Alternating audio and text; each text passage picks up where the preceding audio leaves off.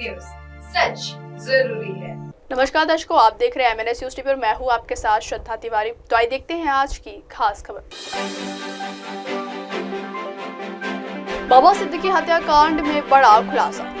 अजित का ऑपरेशन घड़ी, शरद पवार के इन 7 सांसदों को तोड़ने की साजिश नाकाम। देवेंद्र फडणवीस के दावों पर अमरदास दानवे ने कसा।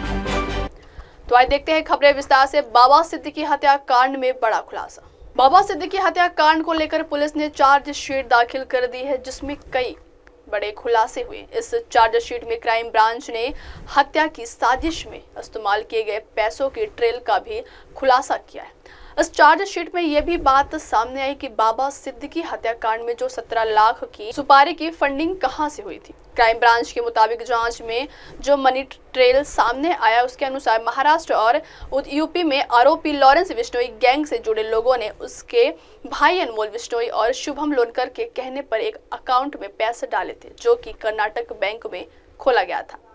चार्जशीट के अनुसार यह अकाउंट गुजरात के आनंद में आरोपी सलमान वोहरा के नाम से खोला गया था और इसमें पैसे जमा करने की जिम्मेदारी शुभम लोनकर को दी गई थी। वहीं दूसरी ओर यूपी में लॉरेंस बिश्नोई गैंग का एक साथी वहां से गिरफ्तार हुए आरोपियों के बैंक खातों में कैश डिपॉजिट मशीन का इस्तेमाल कर पैसे भेज रहा था। एक अधिकारी ने बताया कि बाबा सिद्दीकी हत्याकांड में सुपारी की करीब 60 से 70% रकम महाराष्ट्र और यूपी से की गई है। सूत्रों की माने तो इस सुपारी को 17 लाख की फंडिंग देश के अलग अलग जगहों से की गई है, लेकिन अभी कर विदेश से फंडिंग का सुराग नहीं मिला। अगली खबर, अजित का ऑपरेशन घड़ी, शरद पवार के इन 7 सांसदों को तोड़ने की साजिश नाकाम।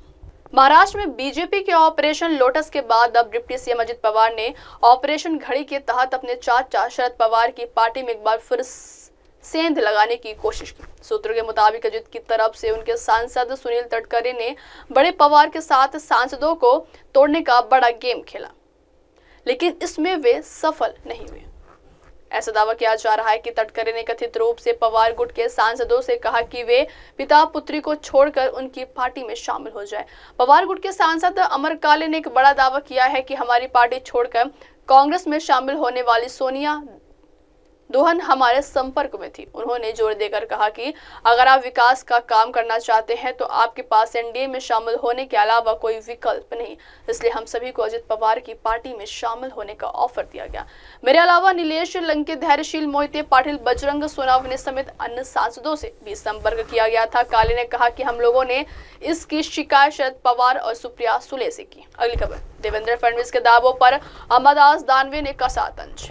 भीड़ में सरपंच संतोष देशमुख के हत्याकांड को लेकर माहौल गरमाया हुआ है और इस पर राज्य विधान परिषद में विपक्ष के नेता ने देवेंद्र फडणवीस सरकार पर निशाना साधा है, क्योंकि सरपंच हत्या के मामले का एक आरोपी घटना के 1 महीने बाद भी फरार है। अमरदास दानवे ने एक्स पर एक पोस्ट में कहा कि मुख्यमंत्री फडणवीस के पास गृह विभाग भी और वह कहते रहते हैं कि वह इस मामले में शामिल किसी को भी नहीं बख्शेंगे, लेकिन इसके लिए उन्हें पहले फरार आरोपियों को पकड़ना होगा। बीड़ जिले के मसाजो गांव के सरपंच संतोष देशमुख का 9 दिसंबर को अपहरण कर लिया गया। उन्हें प्रताड़ित किया गया और उनकी हत्या कर दी गई। कथित तौर पर यह हत्या एक पवनचक्की की परियोजना से जुड़ी ऊर्जा कंपनी के खिलाफ जबरन वसूली को रोकने के उनके प्रयासों के कारण की गई। अब वक्त हो चला दर्शकों ब्रेक का। ब्रेक से लौटने के बाद देखिएगा देश और दुनिया की तमाम बड़ी खबरें। बने रहिए MNS न्यूज टीवी पर। नमस्कार। Hi, this is Abhijeet Sawant and you are watching MNS news. आप देख रहे हैं MNS न्यूज, सच जरूरी।